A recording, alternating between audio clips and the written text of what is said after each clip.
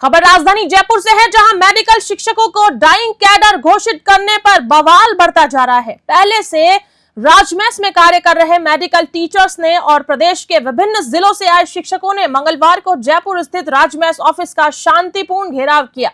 इसको लेकर चिकित्सा एवं स्वास्थ्य मंत्री गजेंद्र सिंह खींवसर ने कहा है कि राज्य सरकार राजमेस के माध्यम से कार्यरत चिकित्सकों की लंबे समय से चली आ रही वेतन विसंगति की समस्या पर सहानुभूति पूर्वक विचार किया जा रहा है।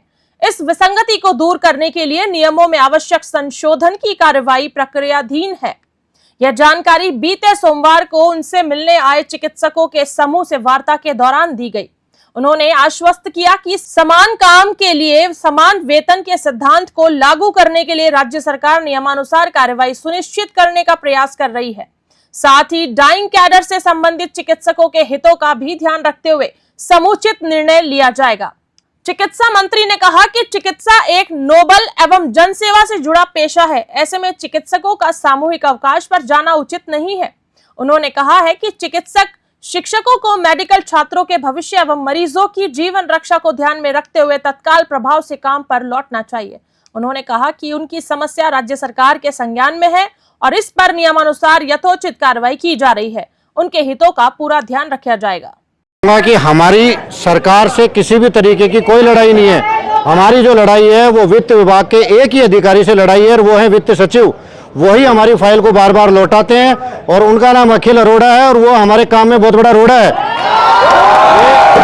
हम उनको मैसेज देना चाहते हैं, हम इस सरकार को ये मैसेज देना चाहते हैं कि सरकार हमारे लिए इतनी पॉजिटिव है। हम उनके कृतज्ञ हैं कि उन्होंने विधानसभा में बजट में आरएसआर की घोषणा करी। क्या बजट में ये घोषणा हुई थी कि ये 2 तरीके के कैडर बनाए जाएंगे?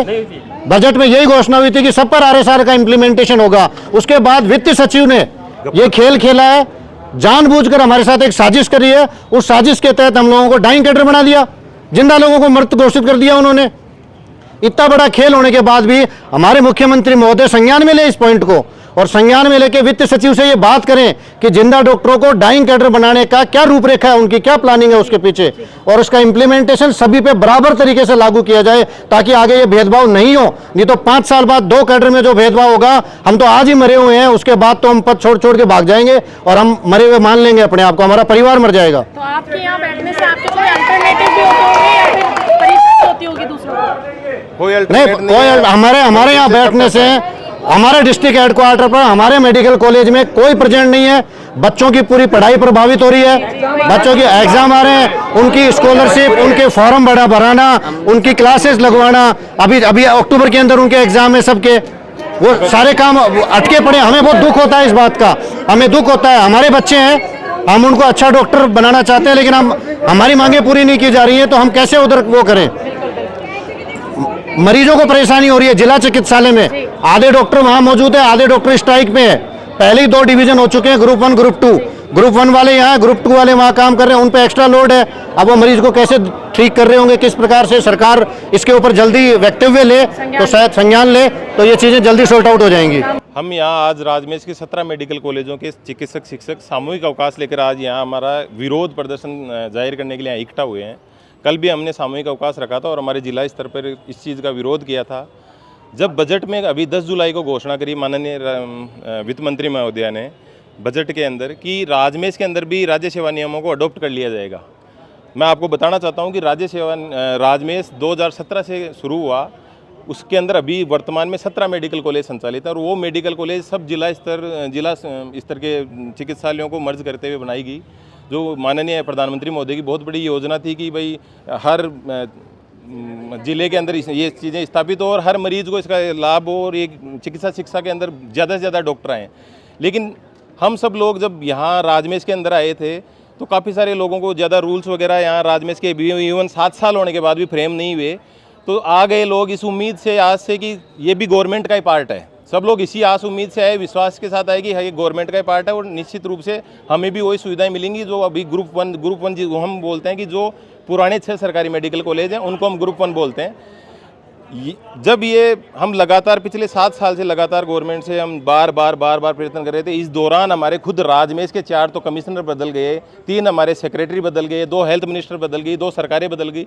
हमने हर बार उनसे निवेदन किया कि हम समान काम करें तो हमें समान अधिकार मिलने चाहिए। ठीक है, आप हमें केवल एक समेकित वेतन दे रहे हो तो ये किसी के भी एक्सेप्टेबल नहीं है। केवल लोग इसी आस उम्मीद से काम कर रहे हैं और ये उनका जो है वो विश्वास धीरे धीरे टूट जाएगा और लोग धीरे धीरे स्विच कर रहे हैं। इस मीन टाइम में लोगों ने बहुतों ने जिन्होंने ज्वाइन किया वो भी बहुत लोग छोड़ के आसपास के जो स्टेट में जिनमें अच्छी सर्विस कंडीशंस हैं, काफ़ी सारी फैसिलिटीज़ हैं, वहाँ मूव कर गए। और ये चल रहा था, हम काफ़ी समय से हमारी डिमांड्स की मांग कर रहे थे और जब ये बजट के अंदर अनाउंस हुआ तो हमें एक पूरी उम्मीद जगी कि हाँ निश्चित ही अब ये हमारे ऊपर भी लागू हो रहा, हमें इस चीज़ से राहत मिलेगी। लेकिन जब हमारे संज्ञान में ये आया, जब वित्त विभाग ने ये अनाउंस किया, ये मतलब एक तरीके से ये प्लान किया कि हमको तो डाइंग कैडर घोषित कर दिया, जो आप देख रहे हैं हम सब लोगों का रोष है। और उसके जो 1/8/2024 के बाद में जो रिक्रूटमेंट होने वाले हैं उनको सारे राजमेश के जो राज्य सेवा के नियम हैं वो लागू करने की सुविधा दे दी। तो हम लोगों ने कहा कि हमारी क्या गलती है, हम पे ये अन्याय क्यों हो रहा है, हमने क्या गुनाह किया है। यदि राजमेश में हम आज तक सर्व कर रहे हैं तो हमारी क्या गलती रही है ऐसी। हमने आपकी इतनी एडवर्स कंडीशंस के अंदर हमने इतनी लेस फैकल्टी के बावजूद इन कॉलेजों को चलाने में यहाँ से इंटर्न निकाल दिए हमने, यहाँ पीजीज आ गए। अब क्या चाहते हैं आप, हमें एटलीस्ट हम भी इसके अधिकारी हैं। तो इसके हमने पहले जैसे हमारे नॉलेज में आया, हमने सबसे पहले माननीय मुख्यमंत्री महोदय को हम 16 से 17 को मिलने आए। हम उनसे उस दिन ये चिकित्सा मंत्री महोदय से मिलने आए तो उनसे मुलाकात नहीं हो पाई। उनके ओएसडी वगैरह को हमने मैटर समझा दिया, सर ये गलत हो रहा है और हम सारे के सारे चिकित्सक इस चीज़ को सहन नहीं करेंगे यदि हमें डाइंग कैडर में डिक्लेयर कर दिया तो। फिर हम माननीय वित्त मंत्री महोदय से भी मिले, उन्होंने कहा कि मैं फाइनेंशियल मैटर दिखलाती हूँ। फिर जो हमारे अतिरिक्त मुख्य सचिव हैं श्री अखिल अरोड़ा जी, जो वित्त सचिव हैं, उनसे मिले तो उन्होंने साफ मना कर दिया कि आपको डाइंग कैडर में ही रखा जाएगा और जो नए रूल हैं वो आने वालों पे लगेंगे। उसी का नतीजा है कि हम सब लोगों को एकदम से अचानक से हमारे पैरों से ज़मीन खिसक गई, हमें हमारा फ्यूचर यहाँ बिल्कुल अंधकार में नज़र आने लगा। और उसके विरोध स्वरूप हमने पहले ही सरकार को 18 तारीख को अल्टीमेटम दे दिया था। हमने सबको पत्र लिख दिए थे कि हम 22 तारीख से सामूहिक अवकाश पर चले जाएंगे। हमने कल से सामूहिक अवकाश हमारा शुरू किया।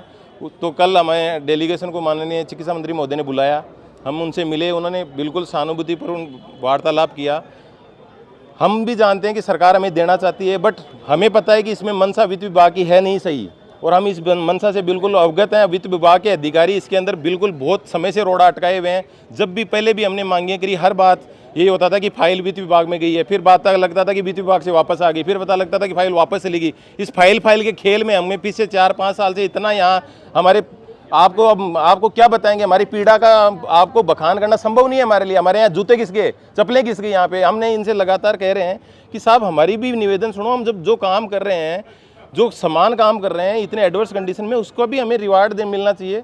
तो हम सरकार से कल भी निवेदन किया था, चिकित्सा मंत्री महोदय ने आश्वस्त किया, लेकिन हमारे सब लोगों को अभी आशंका थी। तो हम ये चाह रहे हैं कि एटलीस्ट हमारे जो निदेशक राजमेश हैं, हमारे जो विभाग की प्रमुख हैं SCS मैडम, जो अतिरिक्त मुख्य सचिव चिकित्सा विभाग हैं, और जो खुद वित्त सचिव के विभाग हैं, वित्त विभाग के सचिव हैं श्री अखिल अरोड़ा जी, और हमारे पदाधिकारियों की एक कॉमन सहमति बने, एक सहमति पत्र कि हाँ हम इनको भी ये एक लिखित में आश्वासन मिलेगी, इनके ऊपर भी राजमेश RSR रूल आश्वासन तो दिया गया था लेकिन लिखित में नहीं दिया किसी प्रकार का। मैडम हम पिछले आश्वासनों से त्रस्त आ चुके हैं, हमें इतने आश्वासन मिल चुके हैं कि अब हमारा यकीन उठ गया है। आप इन लोगों का रोष देख के आपको क्या अंदाजा लग रहा है कि कौन चिकित्सक है जो इतनी दूर दूर से 500-500 किलोमीटर से अपना सब कुछ छोड़ छाड़ के यहाँ आके इस धूप गर्मी के अंदर बैठेगा। आप खुद सोचिए हमारी पीड़ा को, आपको अंदाजा लग जाएगा इस चीज़ का। तो ये सामूहिक अवकाश आपने कल भी किया था, आज भी कर रहे हैं? ये सामूहिक अवकाश हमारा जारी है। हम केवल निवेदन कर रहे हैं, करबद्ध निवेदन कर रहे हैं हमारे माननीय चिकित्सा मंत्री महोदय से, हमारे माननीय मुख्यमंत्री महोदय से। हम टकराव नहीं चाहते हैं, हम पढ़े लिखे लोग हैं, मेडिकल टीचर्स हैं, हम डॉक्टर बनाते हैं, हमारा इरादा कुछ भी नहीं है। और हम तो सरकार को धन्यवाद देते हैं कि आपने बजट के अंदर ये राज्य सेवा नियम लागू करने के प्रस्ताव की घोषणा की और उससे हम तो इतने खुश थे। हमने सेकंड डे गवर्नमेंट को बिल्कुल हमने धन्यवाद के लिए धन्यवाद पत्र लिखे थे। सब जो हमारे माननीय इसके स्टेक होल्डर्स है उनको हमने पेड़ प्रदान करके मैंने उनसे बिल्कुल रिक्वेस्ट उनको धन्यवाद ज्ञापित किया था। हमने इतने खुश थे, लेकिन अचानक से आप देखो कि अचानक से किसी को कहते हैं ना कि एक निवाला मुंह के पास आ रहा हो और आपसे वो छीन ले, तो वो उस आदमी पे क्या बीत रही होगी जो भूखा मर रहा होगा पिछले 5-6 साल से।